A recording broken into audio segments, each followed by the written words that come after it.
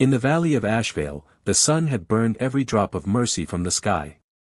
Dust covered everything like a funeral cloth. Children cried with cracked lips. Old people whispered prayers that went nowhere.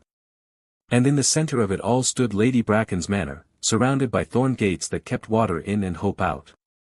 Isla knelt in the square that morning, her knees grinding into hot stone. Lady Bracken stood above her, holding Isla's clay jar high so everyone could see. "This servant girl spilled our water," Bracken announced, her voice sharp as broken glass. "She wastes what we protect." The jar fell. It shattered into 1,000 pieces at Isla's feet. The crowd gasped but did nothing. They never did.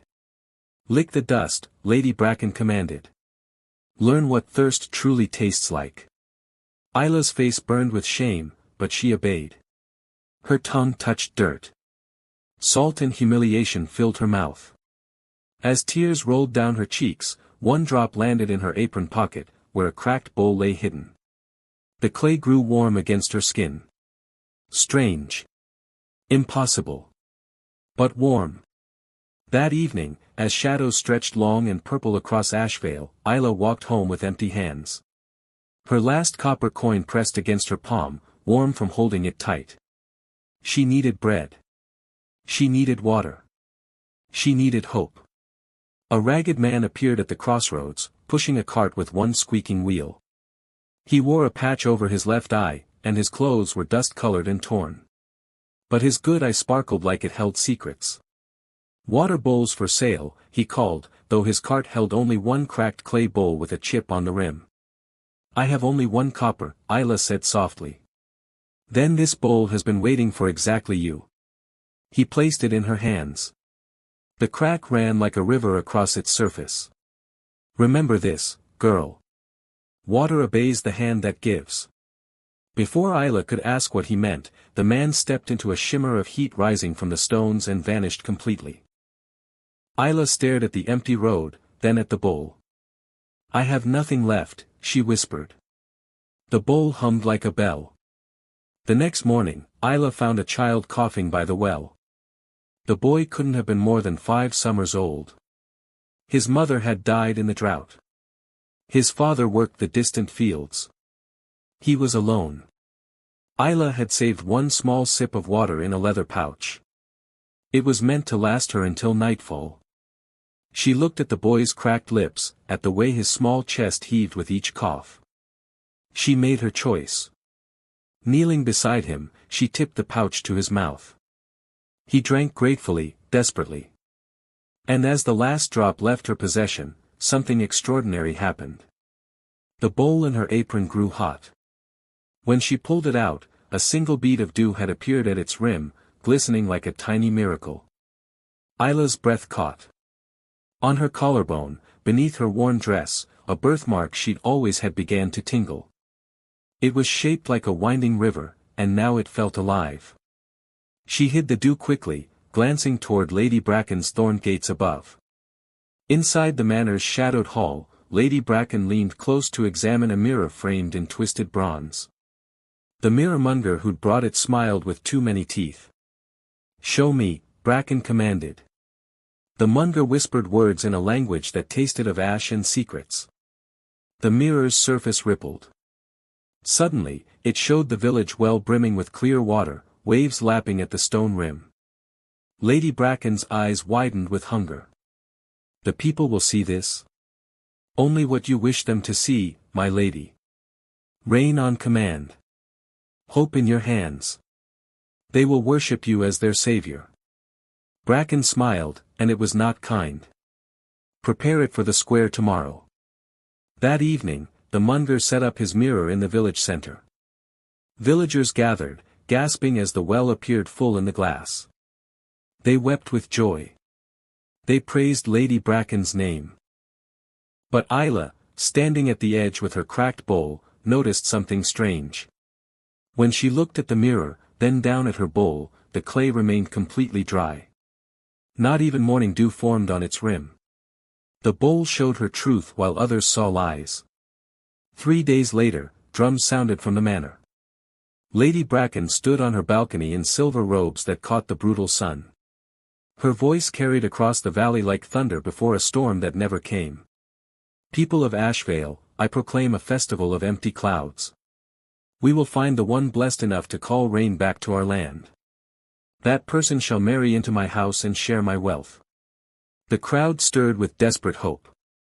But, Bracken continued, her smile sharp, any witch who claims false power will face the trial by cistern. They will be dunked in the dry king's well, and if they survive, they will be branded so all know their shame. Fear rippled through the gathered people. Isla felt the bowl grow hot in her pocket. Above, a heron cried out, its voice cutting through the heavy air. The bird's shadow passed over Isla, and for just a moment, the birthmark on her collarbone flared with warmth. Several elders turned to look at the bird, their eyes widening. They remembered old stories. Stories about herons and the river's line. Lady Bracken sent Isla on an impossible errand. Fetch water from the thorn spring beyond the east ridge. Return by sunset or sleep outside. Isla walked for hours under the punishing sun. The thorn spring was a cruel place where brambles grew thick as walls. When she arrived, she found an old woman tangled in the briars, bleeding from dozens of scratches. "Help me, child," the woman gasped. Isla had so little. Her water ration was barely enough for herself. But she couldn't leave someone suffering. Carefully, she freed the woman from the thorns, giving her half the water she'd collected. The old woman drank deeply, then smiled. "You have a kind heart, girl. May it be remembered."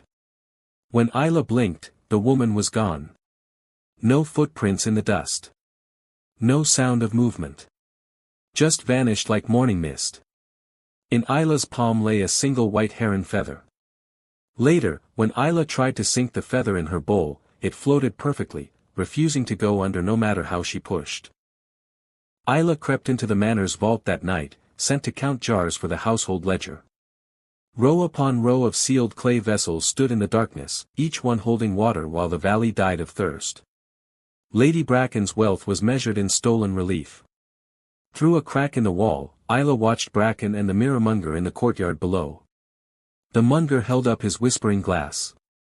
Bracken gestured dramatically, and the manor's trough appeared to fill with falling rain, silvery and cool in the mirror's reflection. Villagers pressed against the gates, weeping with joy. They threw coins and jewelry at Bracken's feet, payment for access to water that didn't exist. "The taxes will triple by month's end," Bracken murmured to the monger. Isla looked down at her bowl.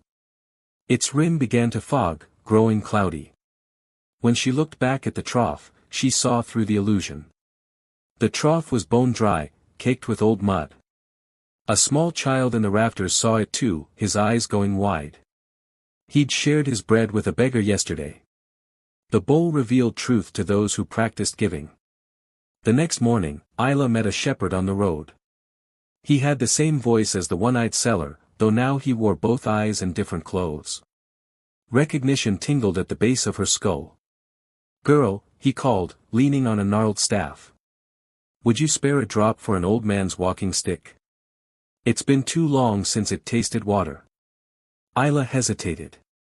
She had so little. But something in his knowing smile made her trust. She tipped a single drop from her bowl onto his staff. For a heartbeat, a tiny flower bloomed at the wood's tip, white petals unfolding like a whispered secret. Then it faded. The shepherd tapped his staff against the ground. The earth beneath Isla's feet rippled like the surface of a pond disturbed by a stone. Water moving underground, invisible to everyone else. He smiled. The hand that gives shapes more than she knows. Then he walked away, whistling a tune that sounded like rain. Lady Bracken called Isla to the square at midday, when the sun was hottest and cruelest. A crowd had gathered, drawn by drums and Bracken's commanding voice. "The trial is simple," she announced. "Fill this cistern with water. Succeed, and marry into my house. Fail, and face the dunking chair, then the brand." The crowd murmured nervously.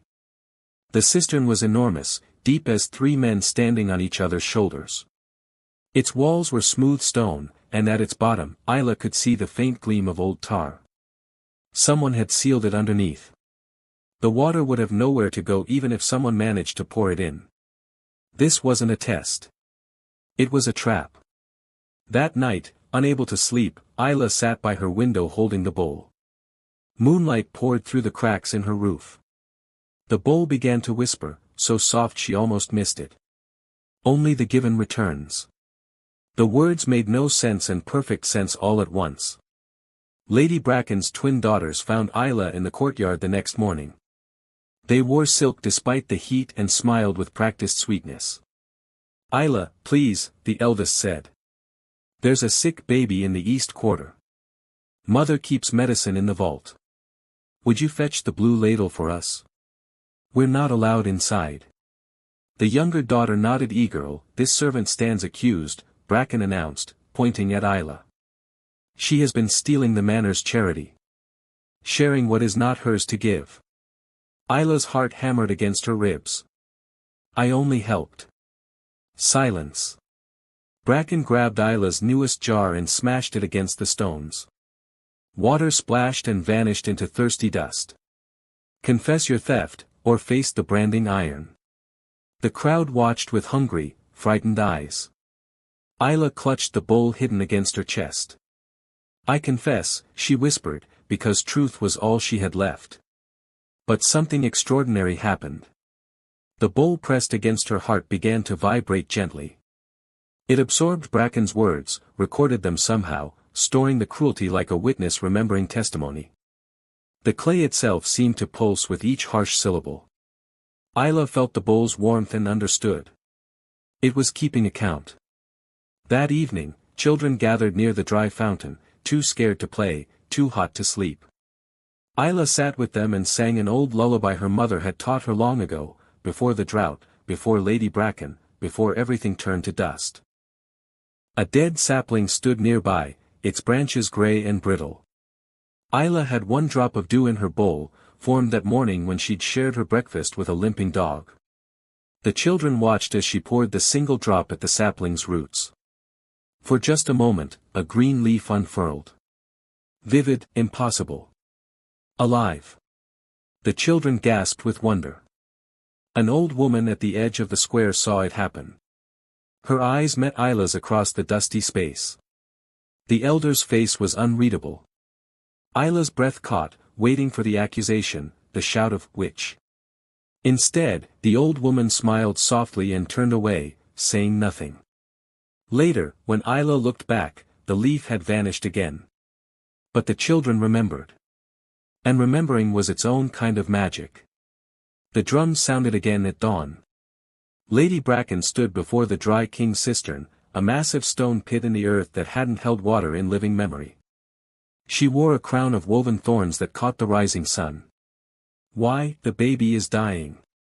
Please hurry." Isla's instincts screamed warning. She'd seen this pattern before.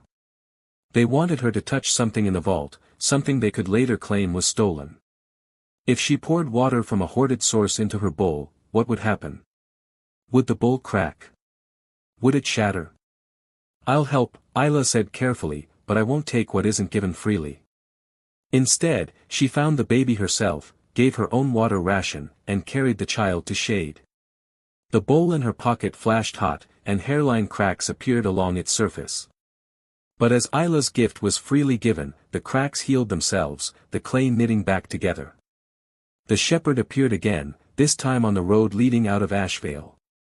He smiled when he saw Isla carrying her bowl. "Girl with the kind heart," he said, "would you pour a drop here on this dust? Strangers will pass this way tomorrow. They're thirsty, though you'll never meet them." Isla looked at the empty road. She'd gain nothing from this. No one would see. No one would thank her. It was pure faith that her gift would matter. She poured a single drop onto the packed earth.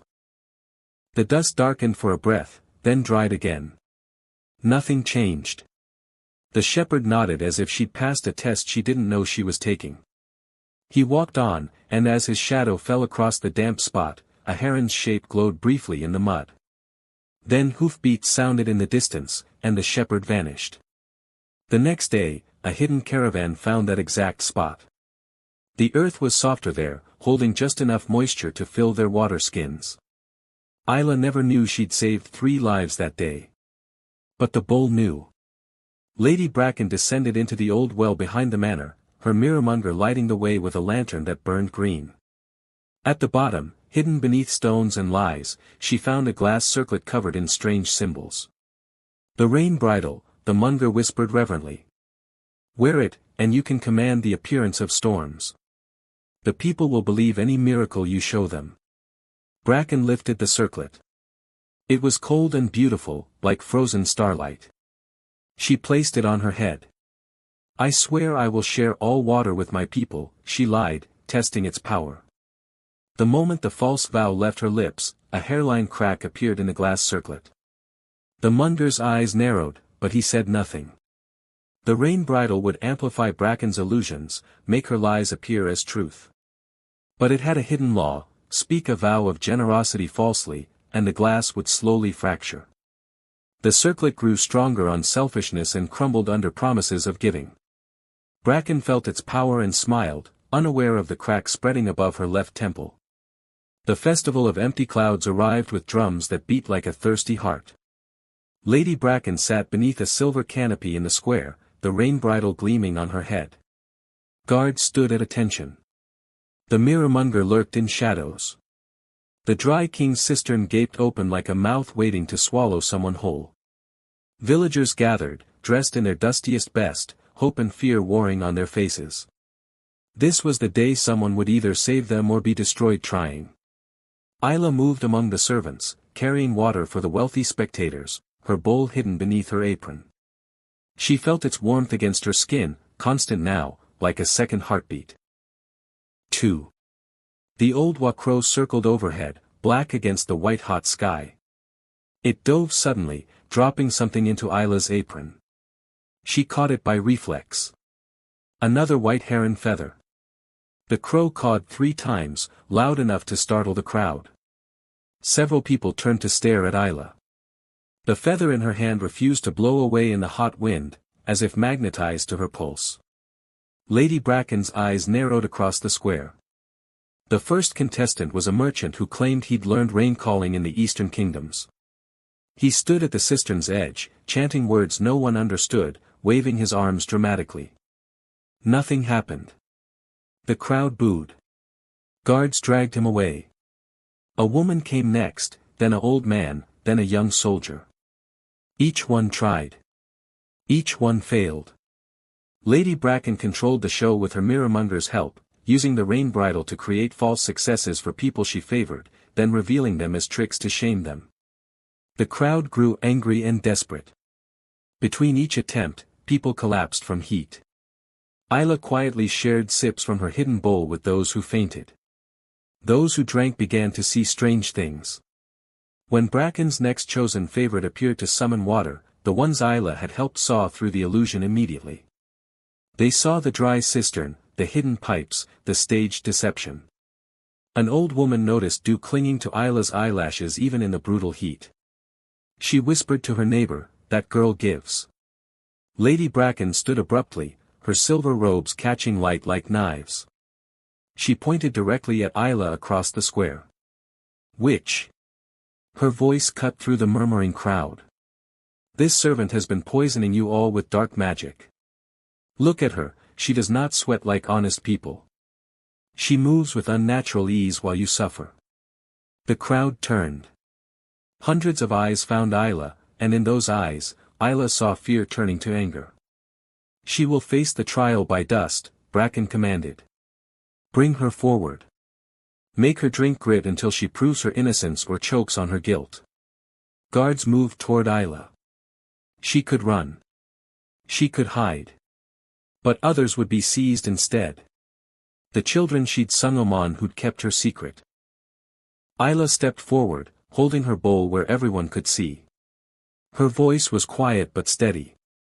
"Let me take the test in their place." The bowl rang with a pure, clear tone. Only those who'd given freely in their lives heard it. Across the square, a dozen heads snapped up, recognizing the sound like a memory from a dream. Isla stood before Lady Bracken and the assembled court. Bracken smiled like a cat before a cornered mouse. If you call rain to the cistern, Bracken said, I will offer you marriage to my son, wealth beyond measure, a place at my table. The crowd gasped. It was more than anyone expected. More than a servant could dream. Isla shook her head slowly. I want no marriage. No wealth. No title. Her voice carried across the silent square. If I succeed, I ask only mercy for this valley. That water be shared freely with all who thirst. Lady Bracken's smile curdled. The offer had been a trap. Accept rewards, and Isla would be bound by debt and gratitude. But Isla had surrendered worldly protection. She'd made herself defenseless. Very well, Bracken hissed. Into the cistern. Now. Guards grabbed Isla's arms. The crowd murmured, uncertain. Isla clutched her bowl close. As they dragged her toward the stone pit, the bowl grew hot, almost burning.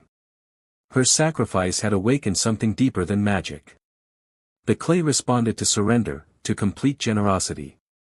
At the cistern's rim, before the guards could push her down, a small voice cried out.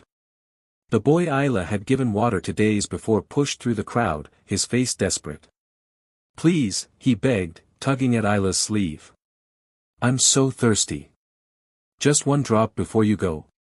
The guards laughed. The crowd murmured. Lady Bracken watched with cruel amusement. Here was a servant with nothing, being asked to give even less. Isla knelt. She tipped her bowl to the boy's lips, and he drank the last drop she had saved. Her hands were empty now. Her bowl was dry. She had nothing left to give except her courage. Thank you, the boy whispered. As Isla rose, the bowl began to sing. A low, deep tone like a river running underground, like rain falling on stones 1,000 years ago. No one else seemed to place the sound, but it thrummed through her bones.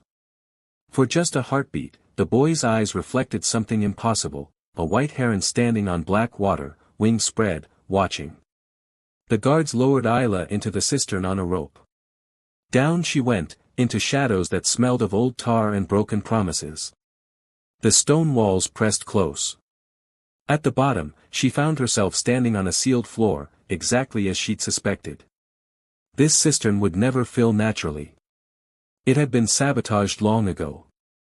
Above, faces peered down, their expressions unreadable in the bright circle of sky. Isla was alone in the dark with her empty bowl. She remembered her mother's lullaby, the one about rivers finding the sea, about water always returning home. She sang it softly, her voice echoing against stone.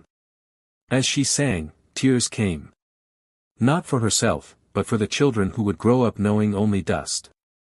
For the old ones who die without seeing rain again. For the valley itself, dying by inches. Her tears fell into the empty bowl. 1 drop. 2 drops. 3.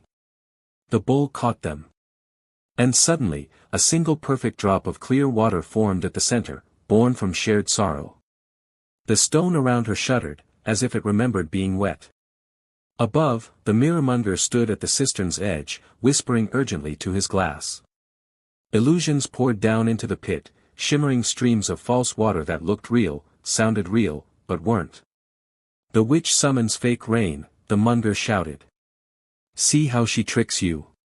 The crowd roared, torn between hope and fury. Lady Bracken stood with arms crossed, satisfied. The trap was working perfectly. But in the darkness below, Isla's bowl began to glow. Soft at first, like moonlight on water, then brighter. The light sliced through the monger's illusions like a blade through silk. The fake streams vanished, revealed as colored air and lies. The bowl's light rose toward the surface, and those looking down gasped. They could see truth now, see the real water gathering in Isla's hands. The first genuine trickle crawled up the cistern wall, defying gravity, moving toward Isla's outstretched palm. It moved like a living thing, like water remembering who had given it away freely and returning home. The crowd fell silent, stunned. Lady Bracken's face went white with rage. This wasn't supposed to happen. The servant girl was supposed to fail, to drown in humiliation, to prove that only Bracken controlled water. "Guards," she screamed. "Release the reserve." Behind the cistern, hidden channels opened. Bracken's secret hoard, water stolen from 100 desperate people, came flooding through underground pipes. Thousands of gallons rushed toward the pit, enough to drown anything inside. But in the depths, something extraordinary occurred.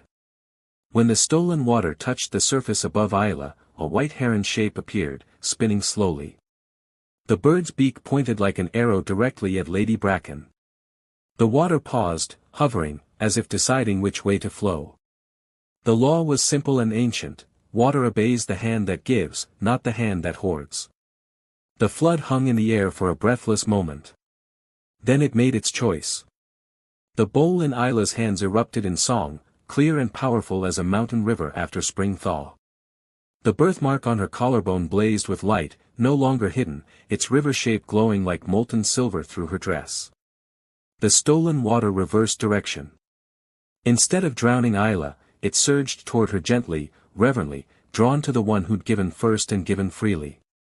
The bowl accepted every drop, impossible amounts filling its small vessel, and the water kept coming. Above, the sky darkened though there wasn't a cloud to be seen. Then suddenly, impossibly, clouds gathered from nothing. They rolled in from all directions, heavy and gray and full of promise. Isla rose from the cistern, lifted by water that had chosen her. She floated upward like she weighed nothing, like she was part of the water itself. The birthmark on her skin pulsed with each breath, a luminous river flowing across her collarbone. When she reached the surface, servants dropped to their knees. The crowd stared in wonder and fear. Lady Bracken staggered backward. "What are you?" she whispered. The ragged water seller appeared at the cistern's edge. But as he walked forward, his rags fell away like shed skin. Beneath was a robe marked with ancient symbols, and on his chest hung a pendant bearing a heron with spread wings. The village elders gasped and fell to their knees. "The river's judge," they whispered. He lifted Isla's bowl high. "This valley forgot the old covenant," his voice boomed. "Water belongs to those who give, not those who take." The bowl's surface rippled, and suddenly Lady Bracken's voice echoed from its depths. Her exact words from days before, recorded and remembered: "This servant wastes what we protect. Lick the dust. Confess your theft." The crowd heard every cruel command, every false accusation. The bowl had been a witness all along, storing evidence in its clay memory. The river's judge turned to Lady Bracken. "You have hoarded while children died. You have lied while the earth cracked. Let water return to the hand it was stolen from." Thunder rolled overhead. The ground rumbled beneath their feet. The channels Lady Bracken had opened couldn't close. Her hoarded water burst free from the manor's vault, jars shattering in sequence like drums beating time. Water raced through the streets, but it didn't flood the village. It ran straight to the fields, soaking into desperate earth. Bracken tried to run, but the thorn gates of her own manor snagged her silver robes, holding her fast. The rain bridle on her head shattered completely, becoming harmless glitter that fell like snow. Rain began to fall. Real rain. Sweet and cool and clean. It soaked Ashvale, drenching the happy, weeping people. But around Lady Bracken, a perfect circle stayed dry. The rain leaped over her like she didn't exist. Isla stepped forward, the last Rainkeeper revealed at last. She offered her bowl to Bracken. "Drink. Freely given." Bracken's face twisted with pride and fear. She knocked the bowl away. "I need nothing from you." The elders led Bracken toward exile. The rain fell harder, joyful now. Isla stood at the center, water streaming down her face, her birthmark glowing softly. The valley drank. The curse broke. And the people learned what their ancestors knew: judge by the heart, for titles are only dust when true thirst comes calling.